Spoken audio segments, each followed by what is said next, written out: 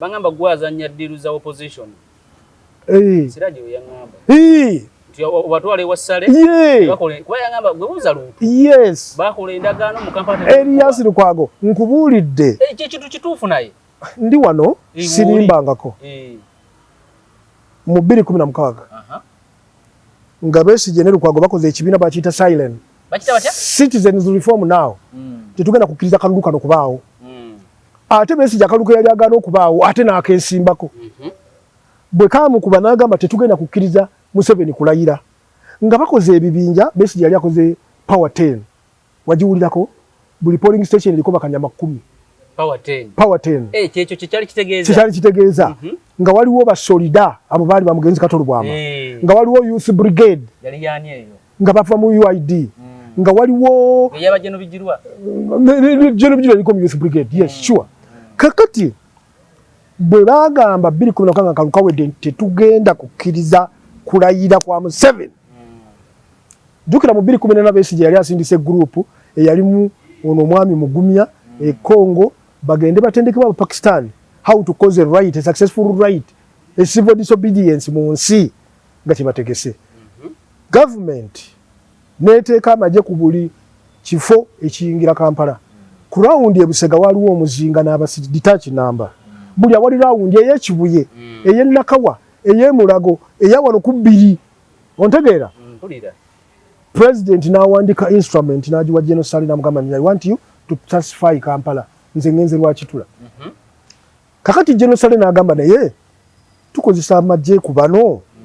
Opposition. Kamba yite tuogere. Mwami Lukwago Banyenzaki Honorable Banyenzaki yamuleeta yenfanfewe.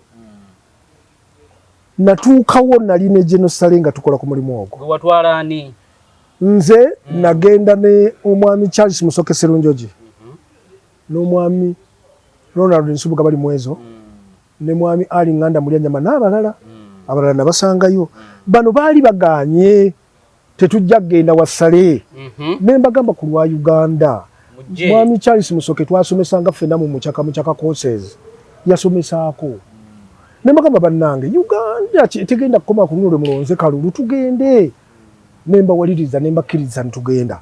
Ne tutuuka eri mu meeting. Mu kiseera ekyo omugenzi Mulindwa Muwonge yali wabyo omusango mu kooti nga wabira Elias Lukwago okulondebwa mu bukyamu kubanga baali bamu impeachinze mu 2013 ng'etteeka ligamba omuntu kwe impeachinze emyaka giba 10 ng'omusango gwa mwami Mulindwa Muwonge gye guli.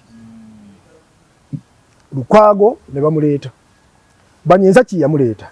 Lukwago bwe yali ayogera ne General Sale Musale yasaba ebintu bina ekisooka yasaba bamuwese. Oli awo owulira. Kakati Lukwago okwegira kubanga byonna era twabitegeera. Yavaamu ne bagenda ne General Sale ne boogerera eri. Wano Serene Mutundwe. Twali wano ku hoteli bayita Serene. Emutundwe wano wetwali. Lukwago yasaba ki? Yasaba emilioni ze5. Tujjukira nti baali baziteekako gundi bwe baali mu impeachment. Wano we yagenda mu kooti. Yes. Ezo yazisaba. N'asaba Mulindwa Muwonge okujjayo omusango ogwo. N'amala n'asaba obutamutaataaganya mu kumuleka akole emirimu gye nga meya. Ne basaba ekirala twagala mutuwe minisita gwe tusobola okukolagana naye.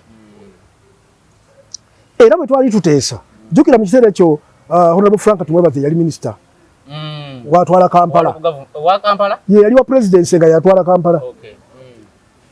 Frank Tumwebaze ne bakwa era ye yakubiriza n'olukiiko ng'etteeka bwe liragira olwa impeaching Lukwago.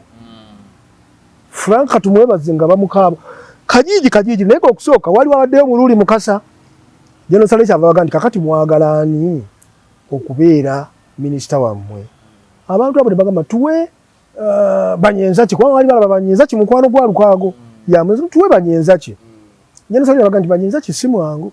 Asinga kuwabo bwe mugoba. Mulabiraawo muzibu oyo. Muleeta omulala ne bamagamaga nga tebamunenoga kale temufaayo nkitegedde tujja kikolako. Era akalulu nga kawedde kwe kulonda Betty Olive Namisango Kamya. Ng'ensi yonna emanyi nti Lukwago ne Kamya bajja kutambulira mu kimu. Bonna bali mu FDC. Lukwago otulaba nkwaniriza nnyo olunaku olwaleero nkubuuzako nti wasiibye otya. Afunye okusomozebwa okw'enjawulo nkusaasidde asootuka ku buwanguzi byozaayoza.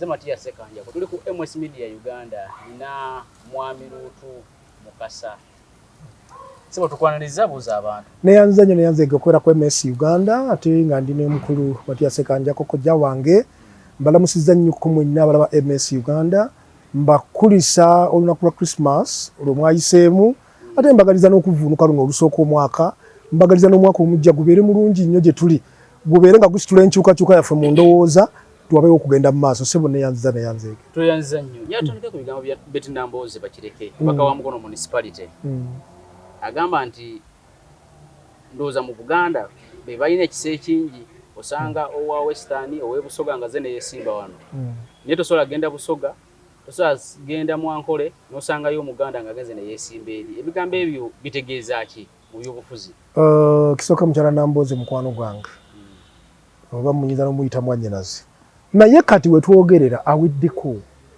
ali expired mukyala Nambooze oyo ayimiriddewo ku kintu politics we abadde ayimiridde ku kintu kyakusiriwaza balonzi be abagoberezi be okusobola okumukolera kyagala alina kubasiriwaza naye Omuganda agamba bw'osiriwaza omuntu n'akukenga nti ono ansiriwaza ate gwe bw'ogenda mu maaso n'omusiriwaza kiba kitegeeza weesiriwaza wekka kati mukyala Nambooze byayogera tebikyamakinga na reality efatakana mu ggwanga lino Ssaabasajja Kabaka wa Buganda takozesa statement nti Abaganda agamba abantu b'omu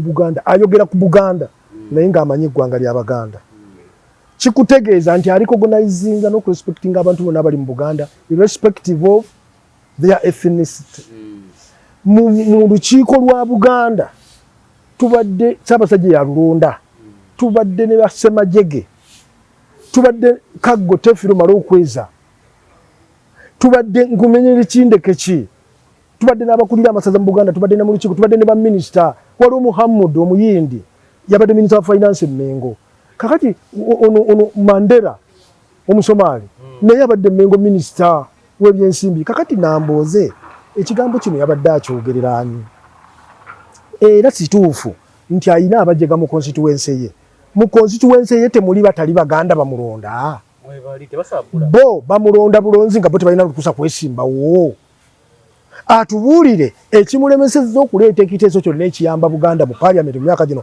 lw'abantu abatali Baganda abeesimba mu Buganda atubuulire ow'ekitiibwa Medard Lubega Sseggona ensibuko ye ya mu Buganda ddala bwe babeera nze nabuuka ekyo ffe tumanye eggwanga lyaffe lya Buganda tuliwo ekitiibwa tulikiririzaamu ne bwe tutuuka mu politics tumanyi nze twali ewaffe Buwayaga bagenda okwabya olumbe nga bagassa ennyimbe ne tutuula ntagobuuza nti ate ono yaani nti oyo Nsubuga abo baali ba Mukago ne ngamba temwabiza wano oluyimbe lwa Mukago nti oli yali mukwano gwa jjajja bwe munayabiza wano olumbe lwe bamuziika wano nti oli bano ffe bwe tunaavaawo abaana baffe abatamanyi ono agenda kutwala ebya wano ne tukubaganya ebirowoozo olumbe lusooka luzimirira paka lwe twakkiriziganya nti olumbe lwoyo tuluggyeko ne ŋŋamba tutale amagezi tusonde ssente zonna olwewaabwe ng'agenda oddwabya tumuwagire nalwo alukole ki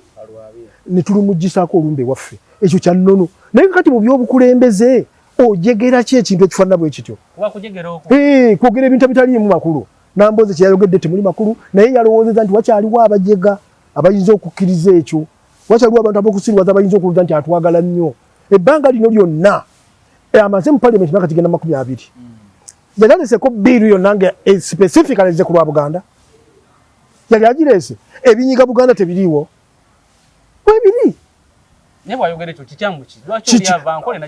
kubanga ekiseera kyatuuka abantu bali wano beesimbye mu America nga baava wano abantu bali wano beesimbye mu Australia nga baava wano mu parliament ya Australian Federal Parliament mulimu Omunnakenya yes naye nga abaddugavu balimu batono nnyo naye mulimu Omunnakenya yava Kenya kakati abantu alina amagezi okyayinza okwogera statement efaanana bwetyo bw'abanga atali Muganda yeesimbye wano lwaki Abaganda bamulonda kubanga gyagenda gye bamutumye Buganda ennono eyo ey'okusosola weyaviirawo manyiwo nazzi kuno waliwo bye bayita abasiige be bawaayo okuweereza mu lubiri Abaganda batandika deliberately nga tebaagala kuwaayo baana baabwe bagamba mu lubiri babatuntuza ate bwakola akasobi abambo wabamujja mu budde kati abaana babano abantu baffe abajja ab'omukago banvudde Rwanda nvudde Burundi nvudde wa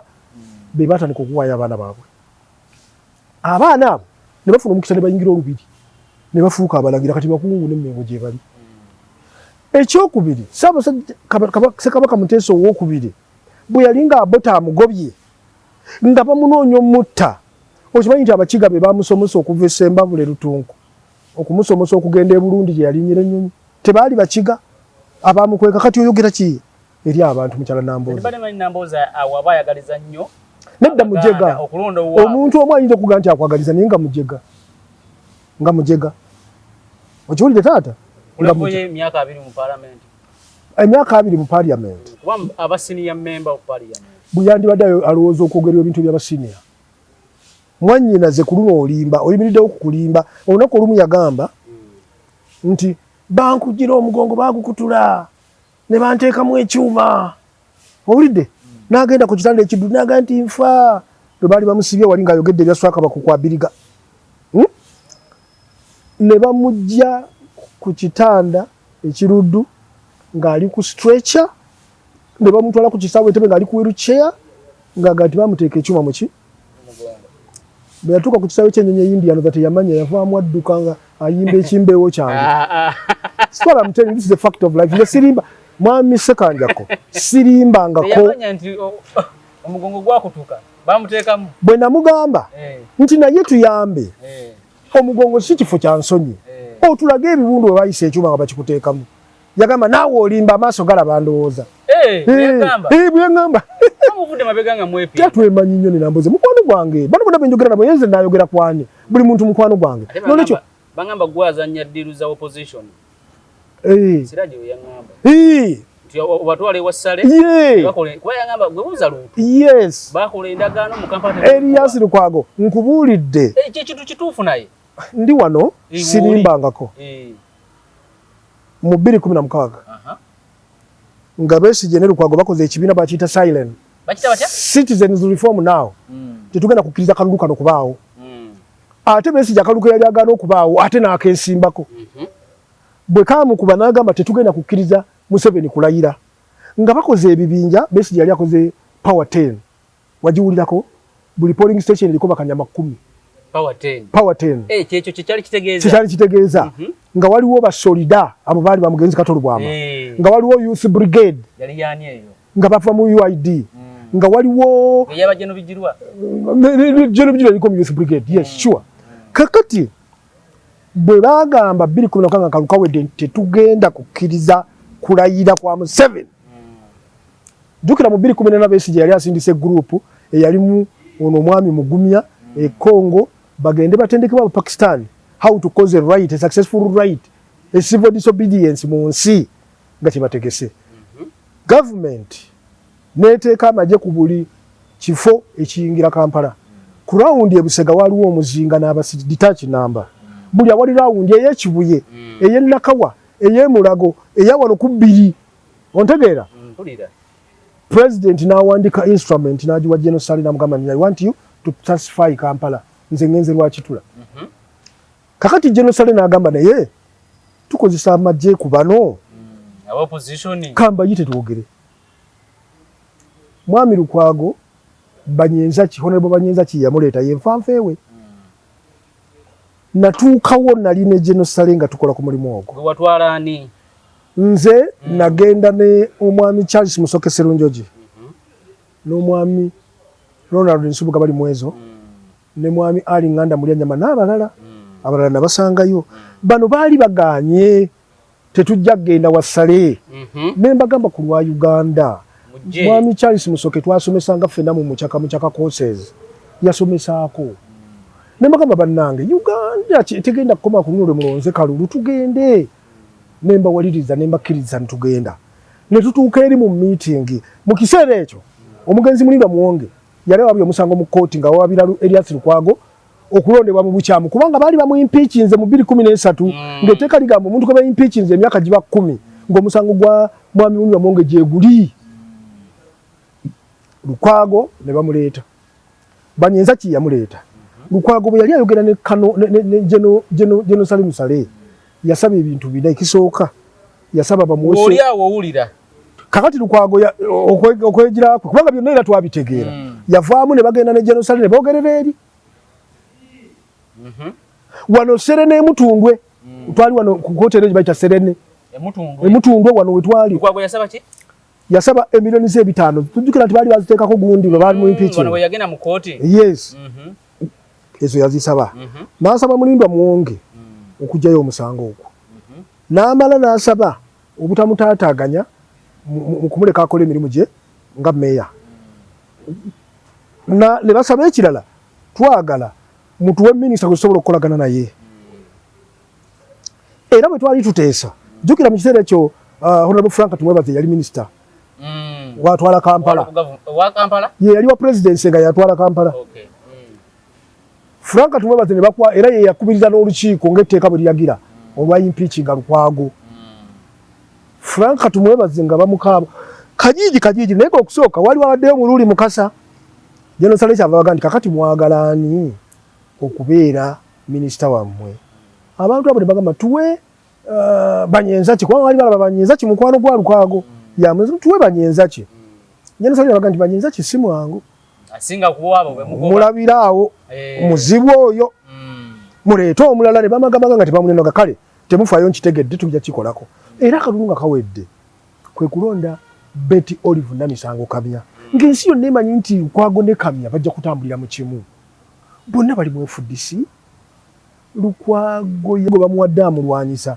kakati eyo Siraje Lwamachi yabadde agamba mbimanyi ago mazima natuula nalaba n'amaaso nali nkyagalina era bo bagamba Jeno Saleh nti nene luutu oyo lwaki sigwa twakuba ne ba RDC batukuba we tuteese nti tuwe luutu nga RDC Jeno Saleh ngamba leeta empapulazo naye ekyo mukisa mubi mu August w'omwaka ogwo lwenzibira amaaso nga tebanakyusa ba RDC ndoza yali ajja kimpa kati ngezaako kugamba eyo tugenzeyo bugenzi yes I've done that and I stand by my words nalaba mulya nnyama ne bali mwezo ne Sserunjogi nga bagamba Lukwago ebintu ebiri pertinent to the well-being of the people of Kampala ekimu kube bamuganje etteeka lino erya Kampala Capital City Authority lirimu ebituli birimu ebitunyigiriza ne bamugamba twagala okukola mu amendment bweti ne tutuula wali okuzitululira amendment ezo zaakolebwa mwe mwava n'okulonda speaker mwe mwava n'okuganja obuyinza obumu buddeyo ku municipality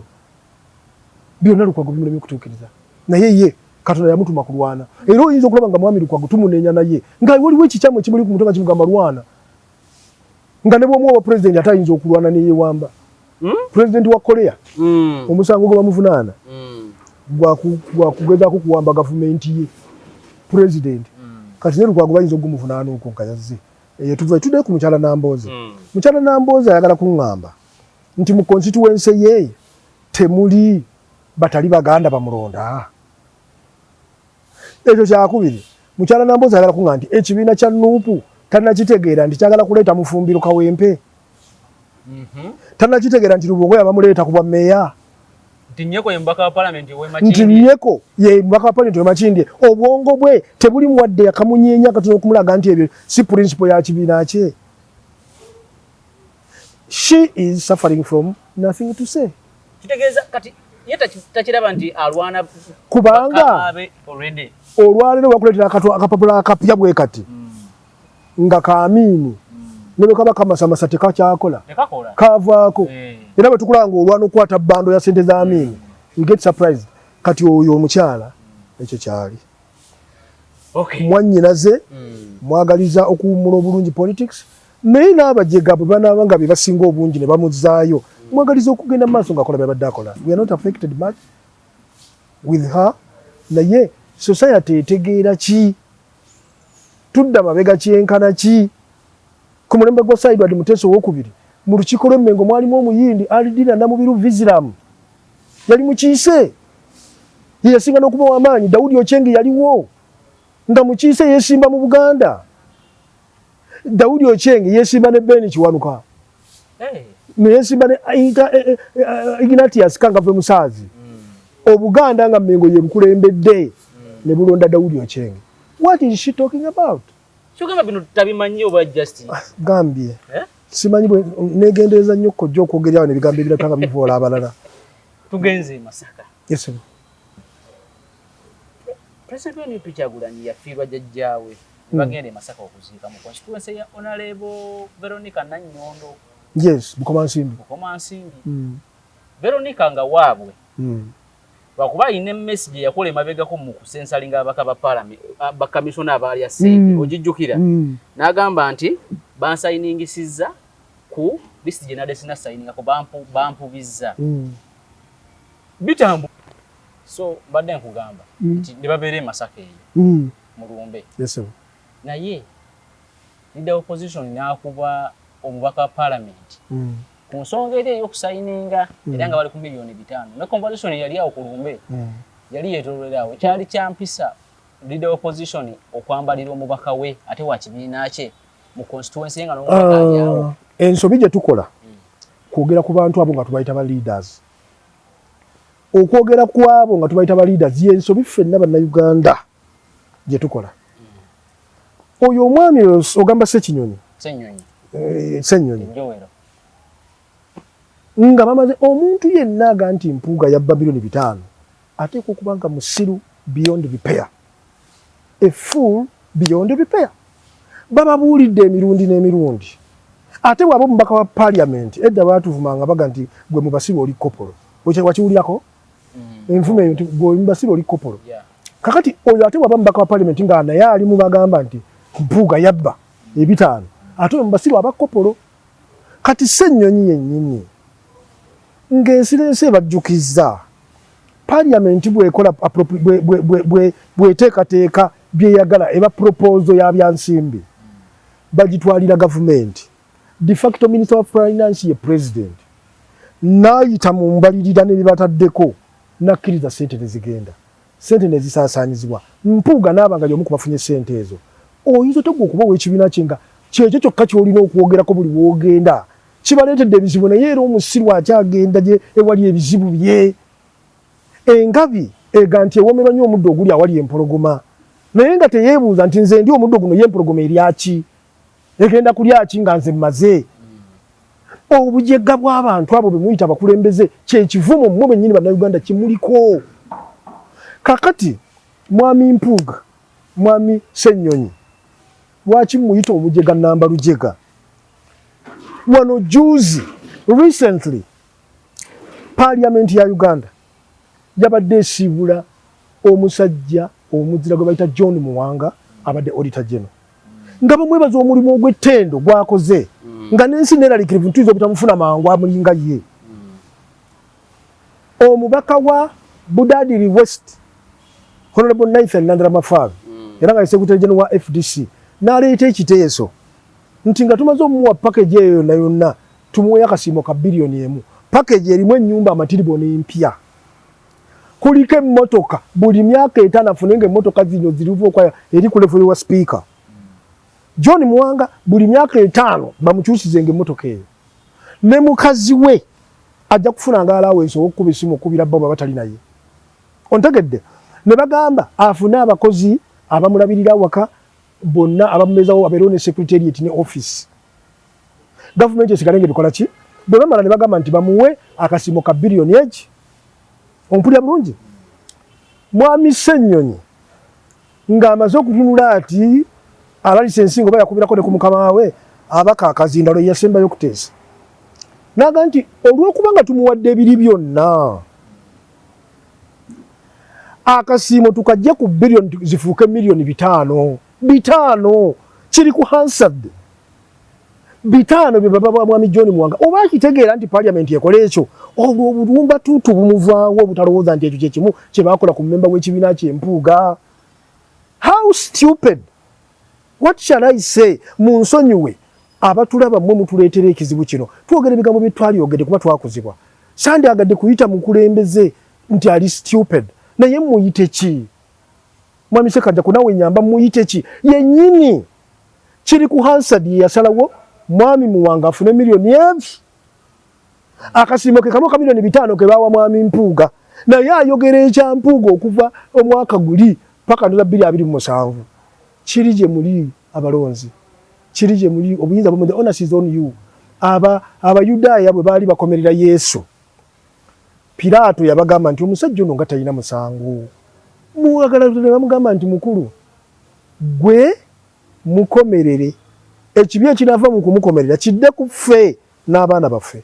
Nakati entalo tezikomanga kubanga baayita ekibi. Nammwe abakyalonda Mpuuga abakyalonda Ssennyonyi ne Kyagulanyi, nammwe mumulonde, naye ekibi ekiriva mu ekyo kidde ku mmwe n'abaana bammwe. Programu njimazi. Naye kati kyembuuza, ebitaano byandibadde talking point buli wamu. Kyendiko kyenkugamba nti ekibiina ky'ebyobufuzi, omusajja nga tagenza kugwanika kuzibbayo, takoze biwandiiko, takoze fojjare, nga zaayita na kufula ya parliament kwe mulina ababaka 57. Oyinza okubanga ekyo ky'oyogerako buli kaseera. You are too slow of understanding. Too slow. Kubanga tebalinako yakwogera Kyagulanyi yeeraliikirira Mpuuga kubanga Kyagulanyi mu kiraalo kye tayagala mu nnume endala, ategeera teyeesobola, tayagala mu nnume endala. Yalaba nga Mpuuga okubeerawo okwe kimweraliikiriza. Bwe baligenda mu delegates conference abantu ne batuulira Kyagulanyi ne byayogera ne byatabwa nga balaba n'Empuuga tewalibeerawo okuvuganya. Ekibiina kiba kikula. Ekyo kibiina kiyinza parliament naye oli mu musiga enziro. Ekyo ekibiina kiyinza okukula anti tugenda mu kalulu akaddako. Katulaba bakina bakyeyongeddeko. Oyagala ababaka ba parliament owezeko ku babaka ba parliament. Okugambye katulabe tugenda mu kalulu akaddako. Akalulu akanaalonda Nuupu kajja kwongera otugamba aba Uganda abajega benkana ki. Bwe ntunuulira okulonda kw'omu Kampala kwe kumpa ekyokuddamu lwaki osanga ng'omuntu yazze n'akaveera kalinga akalimu emmere ye etwala waka nga naye yakasazeemu byayi n'akaleka awo n'atambula ng'alinga akeerabidde.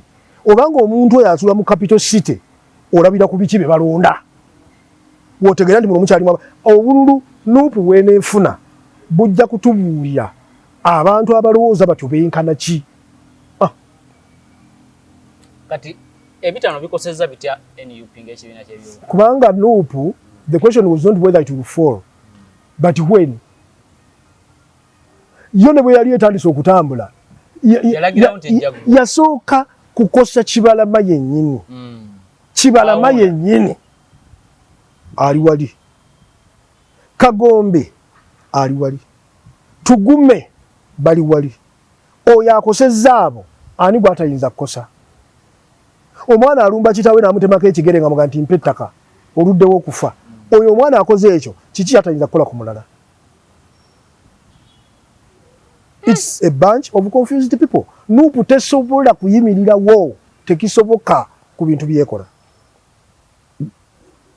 President Museveni ekyokusooka bassebo ne bannyabo kyetaago kya buli Munnayuganda lwakuba temumumanyi. President Museveni kyetaago kyaffe akyali kyakuddamu.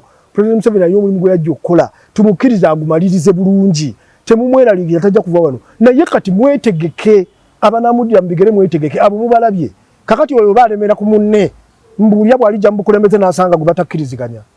Abeye Bukomansimbi bamugambye yeetonde ku byama bye yayogera abalonzi. Bagamba ani? Ssennyonyi. Kakati Ssennyonyi bwe banaddamu omulonda noono n'amuzzaako nkugambye ffe we tujja okutegeerera obujega mu Uganda bwenkana ki era tubwaŋŋange.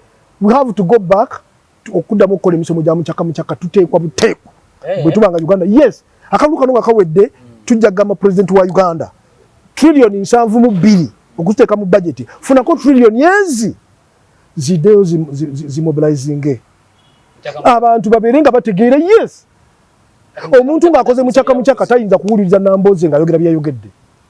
Mulimu n'okusomesa ebyobufuzi. Ebyobufuzi na byabukulembeze leadership. NUP naye ina leadership school. Buli akola ekyokuzanya omwana wo bw'azimba akayumba ekanaga nti nze maama ne taata eyo naye banyumba ogiyingiramu. Ebaako amasannyalaze bagenda mu UNEB mu mmemme ne bawa amasannyalaze bateeke. Kuzanyirira. Same. Yes. Mwaka tugumalako. Emboozi zibadde nnyingi, waliwo emboozi embi. Twalaba ekyali mu Lubigi, nze tekyansanyusa nnyo ku ludda lwa gavumenti, ku ludda lwa NEMA walibaddewo engeri esingako awo. Twalaba ekyali ekiteezi beera kiraga obulagajjavu n'okulaga abantu confidence gye balina mu road mayor waabwe ng'ateredde ne kasasiro waabwe. Era nze bakalana Kampala sikyabalumirwa, nze njagala muddemu mu mulonde kasasiro abatuukirira mu nnyindo wanaatumala kutuuka mu ntamu zammwe muli ebikka. Kati zezo mbozi bbiri zokka. Ze ndabyemu enkulu nze mbozi nnyingi naye akadde tulina katono nnyo. Akale tugenda kamalayo tugule dakika nti ninga 3.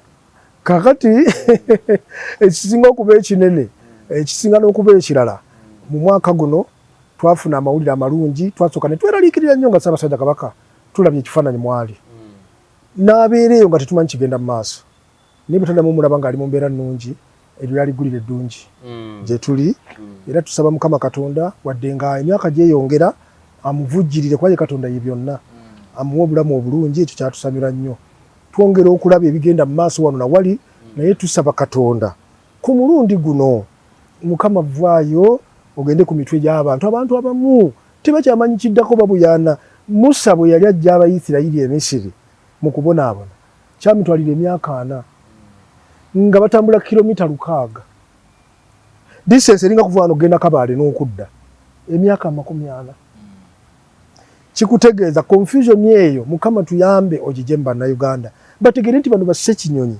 Bakyagulanyi n'abalinga abo Bannambooze bakola ki bo bagenda bugenzi mu parliament kufunayo facilitation na kyakulya tebalina kye bakwongerako tebalina ate in other words bakutoola ku butozi ekyo ensi bwene ekitegeera neerokoka mu ekyo ndowooza bajja kuba kugenda mu maaso mwaka okujja.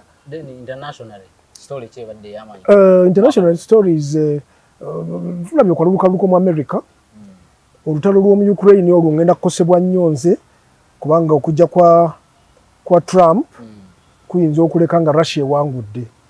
Yes, olutalo lwa Ukraine lubadde lwagala okulaga nti ne bw'oli ne bwaba munafu si kirungi ow'amaanyi okujja n'ajooga omunafu wabeerewo resistance ng'ensi ziyimirira n'omunafu tubadde tutandise okiraba nga Ukraine eremeddeko Russia teyakisuubira kiyita kikwekweto kya wiiki eje ebadde egenda mu myaka 3 kakati okujja kw'omujega Trump kugenda kuzikiza olutalo. Ate Trump yagamba nti America teyasinga okukola ekibi kulonda muntu mukadde nga Biden kisinga ye yali president olutalo lwa Ukraine ne Russia yandibadde akuba Russia n'agiteeka ku ttaka kitegeeza okwogera kwa Trump okukwanaganya otya n'okwogera kwa Kyagulanyi bifaanagana kitegeeza Kyagulanyi kati alina ekizo mu gavumenti ya America.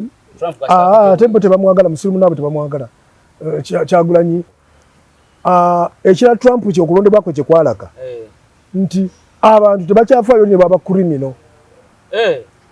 Trump alina emisango egimaze n'omukka mu vi ziri counts ezamukka mu vi zali tezimulemesa kwesimbawo era tezimulemesa naye okumanya obumanya nti ono criminal yagaana n'ebivudde mu kulonda birangirirwe n'alomba Capitol Hill ogwo gwamusinga dda n'abamu ku bantu be baasibwa dda agenda kubajjayo bwe yayogedde naye Abamerika ne bamufiirako ne bamuwa akalulu kikulaga ensi gyeraga gwakanga musana kakirota bulamu waliwo kye bayita New World Order kyetaagisa okubeera applied globally. Kitegeeza Trump is suitable president for America. For the Americans, because I'm not an American, for them he's suitable. Kyenkugamba naye ffe tufunamu ebyokuyiga ngaffe era Bannayuganda bamwagala ennyo ojja kulaba agenda kuzza abantu bangambye mbw ajja bazza anti kati ye ali kubanga babazungu ate tebayimba kyayogera era kyakola nga zze yes takyuka talina kukyukakyuka kale wona obadde osinzira byonna byokola tukwagaliza omwaka omujja 2025 ogw'essanyu ogw'emirembe ogw'ebyengera mbadde ne mwami Mukasa Luutu nga tuwogera ebigambo akuume atakuumira mpeera bangamba gwazannya ddiru za opposition Sirajo yangamba obatwale wassale kuba yangamba gwe buuza Luutu bakola endagaano mu kampala Erias Lukwago nkubuulidde kintu kituufu naye ndi wano sirimbangako mu 2016 nga Besigye ne Lukwago bakoze ekibiina bakiyita silent Citizens Reform Now tetugenda kukkiriza kalulu kano kubaawo ate Besigye akaluko yali agaana okubaawo ate n'akensimbako bwe kaamukuba n'agamba tetugenda kukkiriza Museveni kulayira nga bakoze ebibinja Besigye yali akoze power 10 wagiwulirako buli polling station eriko bakanyama 10 power 10 kyekyo kyali kitegeeza nga waliwo basolida abo baali bamugenzi Katolo Bwama nga waliwo youth brigade yali yani eyo nga bava mu UID nga waliwo yabajeno bijirwa yaliko mu youth brigade yes sure kakati bwe bagamba 2016 nga kalukawedde tetugenda kukkiriza kulayira kwa Museveni jukira mu 2014 Besigye yali asindise group eyalimu ono mwami Mugumya e Congo bagende batendekebwa mu Pakistan how to cause a right, a successful right, a civil disobedience mu nsi nga kibategese. Government neteeka amaje ku buli kifo ekiyingira Kampala. Ku round e Busega waliwo omuzinga n'abasidi detach number. Buli awali round ey'Ekibuye, ey'Nakawa, ey'Emulago, ey'awano ku bbiri. Ontegeera? President n'awandika instrument n'agiwa General Sale n'amugamba I want you to pacify Kampala. Nze ngenze lwakitula. Kakati General Sale n'agamba naye tukozesa amagye ku bano. Opposition. Kamba yite tuogere. Mwami Lukwago Banyenzachi, Honorable Banyenzachi yamuleta yenfanfewe. Natuukawo nali ne General Sale nga tukola ku mulimu ogwo. Watwala ani? Nze nagenda ne omwami Charles Musoke Serunjoji. N'omwami Ronald Nsubuga bali mwezo. Ne mwami Ali Nganda Mulyanyama n'abalala. Abalala nabasangayo. Bano baali baganye tetujja genda wa Sale. Ne mbagamba ku lwa Uganda. Mwami Charles Musoke twasomesanga ffenna mu muchaka courses. Yasomesaako. Ne mbagamba bannange Uganda tegenda kukoma ku luno mulonze kalulu tugende. Nemba waliriza nemba kiriza ntugenda. Ne tutuuka eri mu meeting. Mu kiseera ekyo omugenzi Mulinda Muwonge yalewa byo musango mu court nga wabira Elias Lukwago okulondebwa mu bukyamu kubanga bali bamu impeachinze mu 2013 ngeteka ligamba omuntu ko impeachinze emyaka giba 10 ng'omusango gwa mwami Mulinda Muwonge je guli Lukwago ne bamuleta Banyenzachi yamuleta Lukwago bwe yali ayogera ne kano ne General Sale Musale yasaba ebintu bina ekisooka yasaba bamuwese oli awo owulira kakati Lukwago okwegira kubanga byonna era twabitegeera yavaamu ne bagenda ne General Sale ne boogerera eri wano Serene Mutundwe twali wano ku kotere bayita Serene Emutundwe wano wetwali Lukwago yasaba ki yasaba emilioni 5 tujukira nti bali baziteekako gundi bwe bali mu impeachment wano yagenda mu kooti yes ezo yazisaba n'asaba Mulindwa Muwonge okujjayo omusango ogwo n'amala n'asaba obutamutaataaganya mu kumuleka akola emirimu gye nga meeya ne basaba ekirala twagala mutuwe minisita gusobola okukolagana naye era bwe twali tuteesa jjukira mu kiseera ekyo Honorable Frank Tumwebaze yali minisita watwala Kampala wa Kampala ye yali wa presidency nga yatwala Kampala Frank Tumwebaze ne bakwa era ye yakubiriza n'olukiiko ng'etteeka bwe liragira olwa impeachinga Lukwago Frank Tumwebaze nga bamukaaba kajiji naye okusooka wali wawaddeyo Mululi Mukasa General Sale kyava bagandi kakati mwagalani okubeera minisita wammwe abantu abo ne bagamba tuwe Banyenzachi kubanga wali balaba Banyenzachi mukwano gwa Lukwago yamwe tuwe Banyenzachi General Sale bagandi Banyenzachi si mwangu asinga kuwabo bwe mugoba mulabiraawo muzibu oyo muleeta omulala ne bamagamaga nga tebamunenoga kale temufaayo nkitegedde tujja kikolako era kalulu nga kawedde kwe kulonda Betty Olive Namisango Kamya ng'ensi yonna emanyi nti Lukwago ne Kamya bajja kutambulira mu kimu bonna bali mu FDC